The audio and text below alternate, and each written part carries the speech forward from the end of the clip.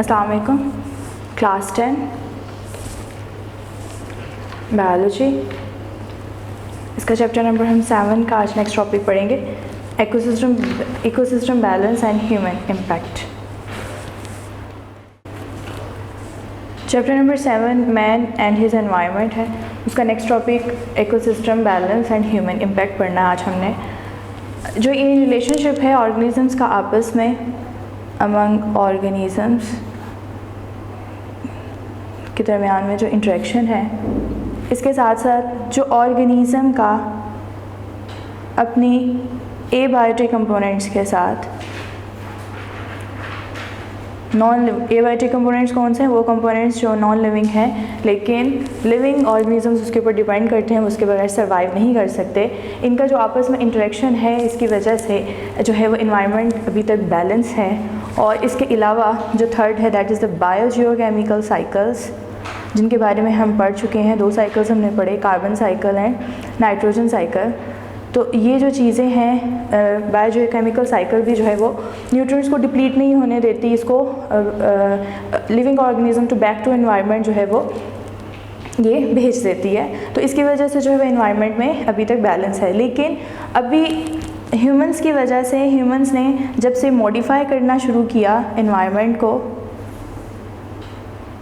और उस मॉडिफिकेशन के रिज़ल्ट में, वो मॉडिफिकेशन पहले उन्होंने की क्यों? अपनी नीड्स को पूरा करने के लिए, in the name of the modernism.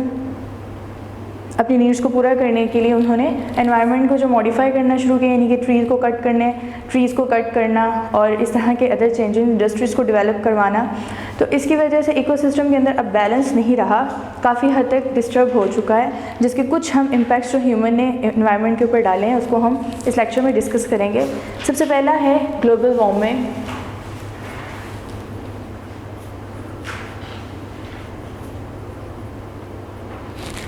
Global warming में ये एडिशन है due to the addition of green house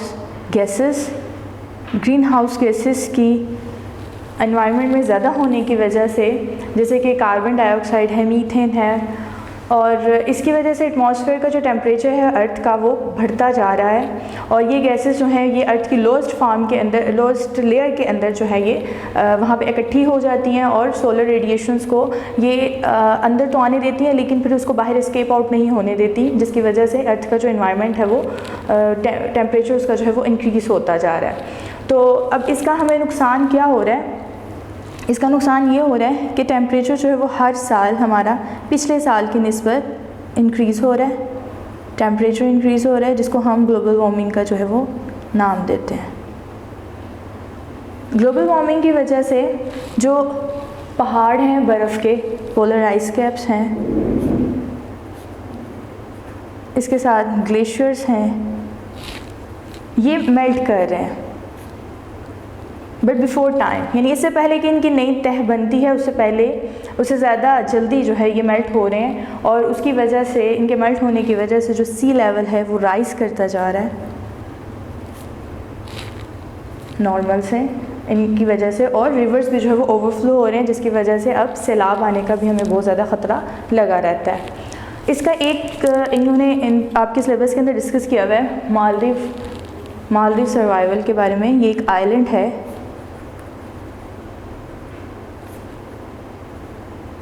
island हम उसको कहते हैं कि जो पानी के बीचों बीच जो एक छोटा सा एरिया होता है जहाँ पे कुछ लोगों ने अपनी बस्ती बनाई होती है, उसको हम आइलैंड कहते हैं। तो साइंटिस्ट को ये डर है कि जो सी लेवल है वो तकरीबन 0.9 सेंटीमीटर हर साल एवरी ईयर राइज़ कर रहा है। और इसके जो इफ़ेक्ट्स हैं बहुत ज़्यादा वास्ट पड़ रहे हैं कोस्टल एरियाज़ के ऊपर, यानी साहिली इलाकों के ऊपर जो कि समंदर के करीब हैं, उनके साहिल पे वाक़या हैं। ज़्यादातर जो आइलैंड हैं, ज़्यादातर आइलैंड जैसे कि मालदीव है, ये तकरीबन 1 मीटर दूर रह गया सी लेवल से। और साइंसदानों का ये कहना है कि विद इन 100 ईयर्स जो है ये तकरीबन ये एरिया जो है वो हमें खाली करवाना पड़ेगा, ये इनहैबिटेबल हो जाएगा, ये तकरीबन पानी के अंदर पूरा डूब जाएगा। और ये this is just because of global warming. Green house के बारे में हम काफ़ी हद तक जो है वो पहले भी आपका पिछली क्लासेस में भी डिस्कस कर चुके हैं। और इसके बारे में थोड़ा सा ओवरव्यू देख लेते हैं। ग्रीन हाउस पहले किसको कहते हैं हम, फिर ग्रीन हाउस इफ़ेक्ट के बारे में बात करते हैं। ग्रीन हाउसेस लगाए जाते हैं एक शीशे के बने हुए जो है वो हाउसेस होते हैं स्मॉल, और इसके अंदर जो है वो हम लोग नॉन सीजनल प्लांट्स को ग्रो करवाते हैं। और इसका हमें फ़ायदा ये होता है कि चूँकि ये ग्लास का बना होता है तो हम इसमें विंटर में जो है ये, अगर विंटर में हम समर वो करवाना चाहते हैं ग्रो, तो ये रोशनी को सूरज से आने वाली रोशनी को ट्रैप कर लेगा, लेकिन उसको बाहर नहीं जाने देता, और जिसकी वजह से जो है फिर हम इसके अंदर जो है वो वाला इन्वायरमेंट क्रिएट कर लेते हैं, और वहाँ पे हम लोग समर के जो वेजिटेबल्स एंड प्लांट्स हैं उसको हम ग्रो करा लेते हैं। इस तरह से हम विंटर में भी जो है इन्वायरमेंट को इसके अंदर मैनेज कर सकते हैं। उसके लिए वेंटिलेशन भी जो है इसके अंदर प्रॉपर जो है वो हम लोगों ने अरेंज की होती है, जिसकी वजह से अगर हमें समर में जो है वो विंटर का इन्वायरमेंट चाहिए तो भी हम क्रिएट कर लेते हैं। लेकिन ग्रीन हाउस इफ़ेक्ट हम क्यों कहते हैं कि इसी तरह से हमारी अपनी एक्टिविटीज़ की वजह से, कि हमारी अपनी पोल्यूशन जो ऑटोमोबाइल से, इंडस्ट्रीज से, इनसे क्रिएट हो रही है, इसकी वजह से एनवायरनमेंट के अंदर कार्बन डाइऑक्साइड, मीथेन, सल्फ़र, इनकी तादाद जो है वो बहुत ज़्यादा बढ़ती जा रही है। अब ये जो कार्बन डाइऑक्साइड है स्पेसिफ़िकली, ये पिछले सालों से 30% पहले 1800 से, यानी 1800 ईयर के बाद ये 30% तक इंक्रीज़ कर चुका है। ये एनवायरनमेंट के गिर्द ना एक ब्लैंकेट बना लेता है, यूँ पूरी इन्वायरमेंट के गिर्द इसने एक ब्लैंकेट बना लिया हुआ है, जिसकी वजह से ये जो सूरज से आने वाली जो रेडिएशंस हैं वो अंदर पास ऑन तो हो जाती हैं, लेकिन ये उसको बाहर जो है वो रिफ्लेक्ट नहीं होने देता, इसको बाहर नहीं जाने देता, जिसकी वजह से ये ग्लोबल वार्मिंग जो है बढ़ रही है। इस इफ़ेक्ट को हम ग्रीन हाउस इफ़ेक्ट कहते हैं, चूँकि ये उस प्रिंसिपल के ऊपर ही जो है वो हमारे सामने आया। तो पिछले सालों के निस्बत 1800 से कार्बन डाइऑक्साइड की कंसंट्रेशन तकरीबन 30% बढ़ चुकी है, मीथेन की इससे डबल हो चुकी है, और नाइट्रोजन के जो ऑक्साइड्स हैं उनकी कंसंट्रेशन तकरीबन 8% तक एनवायरनमेंट के अंदर जो है वो इंक्रीज़ हो चुकी है। And green house is the biggest cause of the global warming. Global warming की सबसे बड़ी वजह जो है वो ग्रीन हाउस ही जो है वो सामने आई है। इसके बाद एक और हमारे सामने जो एसिड रेन, ह्यूमन की जो एक्टिविटीज़ हैं उनकी वजह से सामने आया। एसिड रेन कहते हैं कि जब बारिश होती है पोल्यूटेड एयर के अंदर, रेनफॉल होता है पोल्यूटेड एयर में, गंदी हवा में, जो पहले से ही पोल्यूटेड, जिसके अंदर पहले से ही बहुत ज़्यादा पॉइजनस गैसेस मौजूद हैं। तो ये जो जिसके अंदर जो है केमिकल्स कौन कौन से मौजूद होते हैं, सल्फ़र के ऑक्साइड्स मौजूद होते हैं, इसके अलावा नाइट्रोजन के ऑक्साइड्स मौजूद होते हैं, और जब ये प्लस होता है वाटर के साथ, यानी रेन के साथ जो क्लाउड्स फॉर्म हो रहे हैं ऊपर, तो वाटर के अंदर जो है वो हाइड्रोजन पाई जाती है, ये इसके साथ जो है वो रिएक्शन कर जाते हैं दोनों के साथ, और सल्फ़र के ऑक्साइड्स सल्फ्यूरिक एसिड, और जो नाइट्रोजन के ऑक्साइड्स हैं ये नाइट्रिक एसिड, इसकी सूरत जो है वो इख्तियार कर लेते हैं। ये फिर जो है वो क्लाउड्स की फॉर्म में, हाई टेम्परेचर पे क्लाउड्स की फॉर्म में ऊपर इकट्ठे हो जाते हैं, और जब टेम्परेचर फॉल करता है तो फिर ये बारिश की सूरत में जो है वो नीचे ज़मीन की तरफ अपना रुख करते हैं।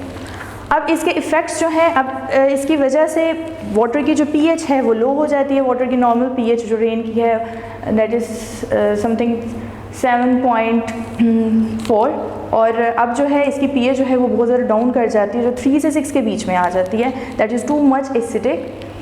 इसके कुछ बहुत ज़्यादा हमारे सामने जो असरात आए हैं उसको डिस्कस करते हैं, एसिड रेन की वजह से हमें क्या क्या नुकसानात हो रहे हैं। सबसे पहला वाला जो इसका है कि एसिड रेन की वजह से जो वाटर के न्यूट्रिएंट्स हैं, वाटर के अंदर जो प्रेजेंट न्यूट्रिएंट्स हैं, ये उनको डिस्ट्रॉय कर देता है रिवर्स के अंदर, लेक्स के अंदर, और उसकी pH को भी ये लो कर देता है। pH लो हो जाती है वाटर की, जिसकी वजह से जो वाटर बॉडीज़ हैं, यानी कि जो एक्वेटिक एनिमल्स हैं, फिशेज़ हैं, अदर एनिमल्स हैं दैट लिव्स इन वाटर, वो सर्वाइव नहीं कर सकते। वाटर बॉडीज़ कांट सर्वाइव, और वो मर जाते हैं। उसके बाद दूसरा है कि जहाँ तक ये वाटर को नुकसान पहुंचाता है, वहीं पे ये सॉइल के न्यूट्रिएंट्स को भी बहुत नुकसान पहुंचाता है। जो सॉइल के अंदर ये न्यूट्रिएंट्स हैं ये उनको भी तबाह कर देता है। और इसके साथ जो है ये ट्रीज़ की जो बाक है यानी उनकी जो छाल है उस हिस्से को, उनके लीव्स को भी ये बहुत ज़्यादा नुकसान पहुंचाता है।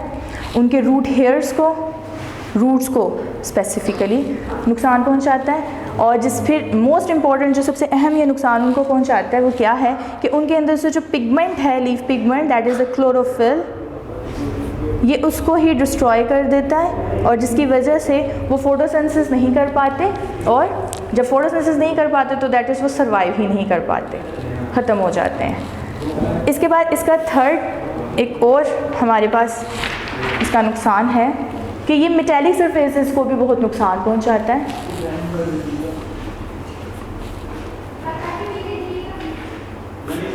मेटेलिक सरफेसेस जो मेटल से बनी हुई सरफेसेस हैं उनको बहुत नुकसान पहुंचाता है, जो कि एक्सपोज हो जाती हैं एसिड रेन से, इनको वो क्रोडेड हो जाती हैं। इसके अलावा फैब्रिक्स, पेपर, जब ये मेटल को नुकसान पहुंचा देता है तो ये चीज़ें तो बहुत ही ज़्यादा सेंसिटिव हैं, fabric, paper and leather products, तो ये उनकी भी स्ट्रेंथ जो है उनको वीक कर देता है, जिसकी वजह से वो भी बड़ी जल्दी तबाह हो जाती हैं।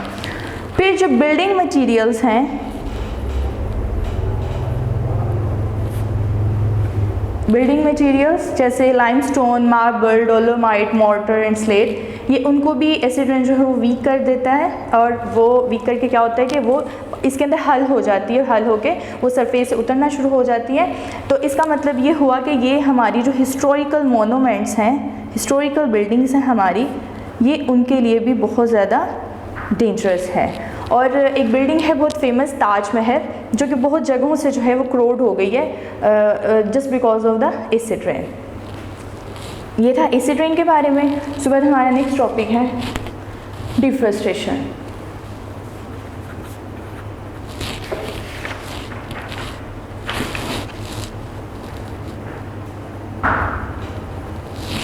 डिफॉरेस्टेशन का मतलब है कटिंग ऑफ द ट्रीज, दरख्तों को काटना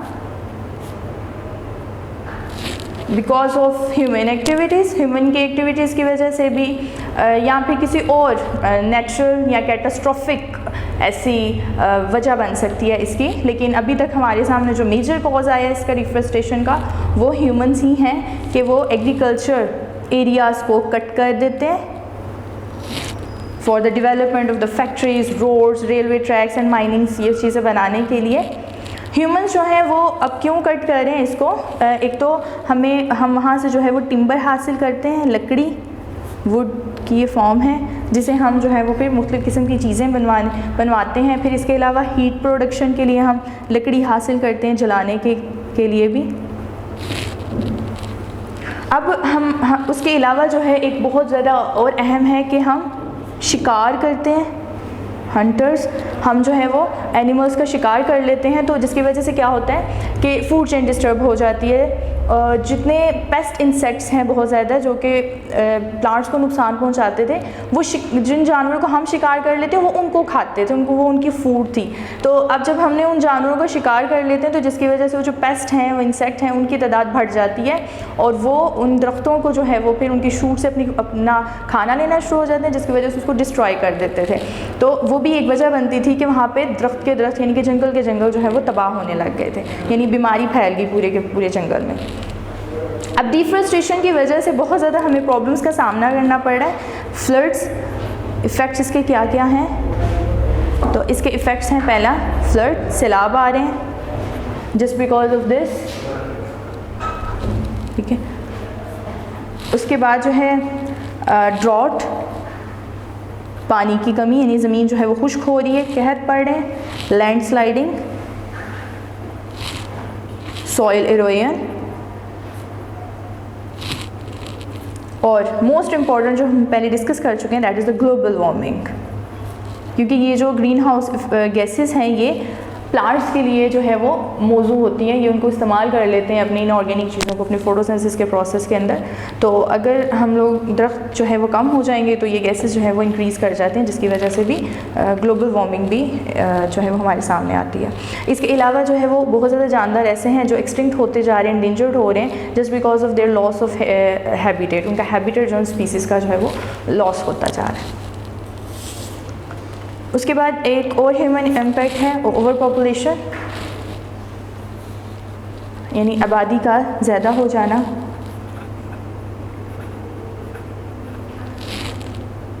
ये जब से इंडस्ट्रियल रेवोल्यूशन, इंडस्ट्रियल इनकलाब आया है, तकरीबन जितनी तरक्की इंसान ने पिछले 150-200 साल के अंदर की है, इससे पहले इतनी तरक्की उसने कभी नहीं की। और ये जितनी ज़्यादा इन्वायरमेंट को नुकसान भी इन सालों के अंदर पहुंचा है, इससे पहले नहीं पहुंचा। तो तकरीबन इतने 150-200 साल पहले जब से इंडस्ट्रीज़ जो है वो डेवलप होना शुरू हुई थी, तो जो वर्ल्ड पॉपुलेशन थी उस टाइम पे वो 600 मिलियन थी, जो कि उस टाइम पे भी ये बहुत ज़्यादा थी। और अब वर्ल्ड पॉपुलेशन जो है वो तकरीबन 10 बिलियन तक पहुंच चुकी है। और इसके अलावा जो है इसके मज़ीद जो है वो बढ़ने के चांसेस हैं। अब इसमें क्या क्या चीज़ें आ जाती हैं कि बेटर हेल्थ फैसिलिटीज़ हो गई, हमारी फैसिलिटीज़ बहुत ज़्यादा हैं, टेक्नोलॉजी का दौर है, और कम चांसेस होते हैं कि ये जो कुदरती मौत जो पहले हो जाया करती थी उसकी वजह से ये सब कुछ ओवर पॉपुलेशन में जो है वो बहुत ज़्यादा इंक्रीज़ होता जा रहा है। उसके बाद एक लास्ट पॉइंट है आपका अर्बनाइजेशन।